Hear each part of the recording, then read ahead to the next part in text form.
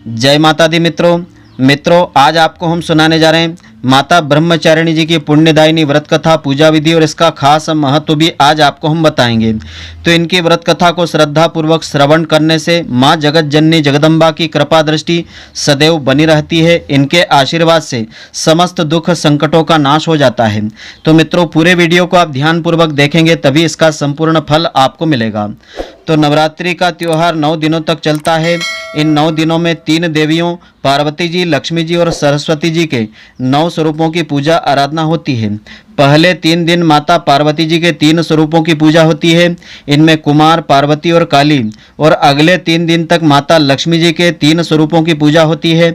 और आखिरी के 3 दिनों में माता सरस्वती जी के 3 स्वरूपों की पूजा की जाती है। तो चैत्र नवरात्र के 9 दिनों में आदि शक्ति माता दुर्गा के उन 9 स्वरूपों का पूजन अर्चन होता है। माता के इन 9 स्वरूपों को 9 दुर्गा के नाम से जाना जाता है। नवरात्रि के इन्हीं 9 दिनों पर माँ दुर्गा के जिन 9 स्वरूपों का पूजन किया जाता है, इनमें यह स्वरूप है: पहला शैलपुत्री, दूसरा ब्रह्मचारिणी, तीसरा चंद्रघंटा, चौथा कुष्मांडा, पांचवा स्कंद माता, छठा कात्यायनी, सातवां कालरात्रि, आठवां महागौरी और नवा है सिद्धिदात्री। तो नवरात्र के दूसरे दिन माता ब्रह्मचारिणी जी की पूजा अर्चना का विधान इस प्रकार से है। देवी दुर्गा का यह दूसरा स्वरूप जो है भक्तों एवं सिद्धों को अमोघ फल देने वाला होता है। देवी ब्रह्मचारिणी की उपासना से तप, त्याग, वैराग्य, सदाचार, संयम की वृद्धि होती है। माता ब्रह्मचारिणी जी की कृपा से मनुष्य को सर्वत्र सिद्धि मिलती है, विजय श्री की प्राप्ति होती है तथा जीवन की अनेक समस्याओं का समाधान हो जाता है। देवी ब्रह्मचारिणी जी का स्वरूप पूर्ण ज्योतिर्मय स्वरूप है। माँ दुर्गा की 9 शक्तियों में से द्वितीय शक्ति देवी ब्रह्मचारिणी का है। ब्रह्म का अर्थ होता है तपस्या और चारिणी यानी आचरण करने वाली होती है, अर्थात तप का आचरण करने वाली माँ ब्रह्मचारिणी होती है।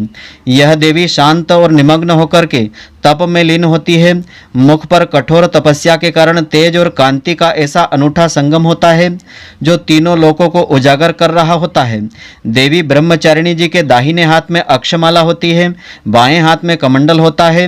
देवी ब्रह्मचारिणी जी साक्षात ब्रह्म का स्वरूप होती है, अर्थात तपस्या का मूर्तिमान स्वरूप होता है। इस देवी के कई अन्य नाम होते हैं, जैसे तपश्चारिणी, अपर्णा और उमा। इनकी पूजा विधि इस प्रकार से है। देवी ब्रह्मचारिणी जी की पूजा का विधान इस प्रकार से है।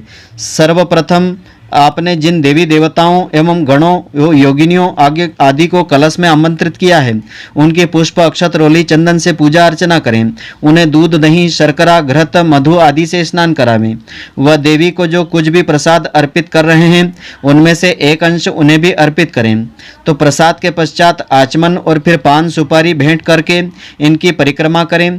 कलश देवता की पूजा करने के पश्चात इसी प्रकार से नवग्रह, 10 दिक्पाल, नगर देवता, ग्राम देवता की पूजा कर लेवें।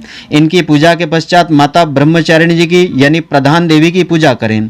देवी की पूजा करते समय सबसे पहले हाथों में पुष्प लेकर के प्रार्थना करें। इसके बाद देवी को पंचामृत से स्नान करावें।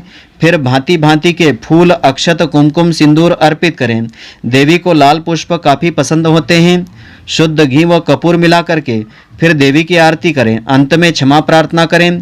इस प्रकार से करें: आवाहनम न जानामि तवार्चनम, पूजांच न जानामि क्षमताम परमेश्वरी, माता ब्रह्मचारिणी देव्ये नमः, प्रार्थना पूर्वक महानमस्कारान् समर्पयामि, नमो नमः। और इस दिन माता ब्रह्मचारिणी जी की इस पुण्यदायिनी व्रत कथा को श्रद्धापूर्वक एकाग्र मन से श्रवण करना चाहिए, जिससे देवी जगदम्बा की कृपा दृष्टि सदैव बनी रहती है। तो कथा इस प्रकार से है।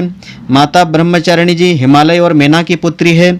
इन्होंने देवर्षि नारद जी के कहने पर भगवान शंकर जी की ऐसी कठोर तपस्या की थी, जिससे प्रसन्न होकर के ब्रह्मा जी ने इन्हें मनोवांछित वरदान दिया था, जिसके फलस्वरूप यह देवी भगवान भोलेनाथ की वामिनी अर्थात पत्नी बनी थी। तो जो व्यक्ति आध्यात्म और आत्मिक आनंद की कामना रखते हैं, उन्हें इस देवी की पूजा आराधना करने से सहज ही सब कुछ प्राप्त हो जाता है। जो व्यक्ति व्यक्ति भक्ति भाव और श्रद्धा पूर्वक दुर्गा पूजा के दूसरे दिन माँ ब्रह्मचारिणी जी की पूजा आराधना करते हैं और इनकी व्रत कथा को श्रवण करते हैं, उन्हें सुख आरोग्य की प्राप्ति होती है और जीवन उनका पूरा सुखमय व्यतीत होता है। माता का आशीर्वाद सदैव उनके ऊपर बना रहता है। तो मित्रों, आशा करता हूँ कि आपको हमारी यह ज्ञानवर्धक जानकारी पसंद आई होगी। यदि आपको पसंद आई हो तो आप हमारे वीडियो को लाइक व शेयर अवश्य करें। धन्यवाद। जय श्री कृष्ण मित्रों, फिर मिलेंगे।